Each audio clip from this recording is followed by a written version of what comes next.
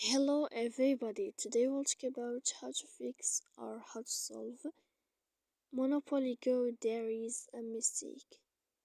To know how to fix or how to solve Monopoly Go, there is a mistake. Right? Please, you should just go to settings. Here in this page we click apps, default apps, app settings. Then this list you will search about Monopoly Go and you will enter. Here in this list of app info, you will click on first stop and you click OK. Then we click storage. Here we go to click clear cache. And in the end of all these steps, then you can know how to fix your problem on Monopoly Go. So please don't forget to support us by like and subscribe. See you next time in another video and thank you for your attention.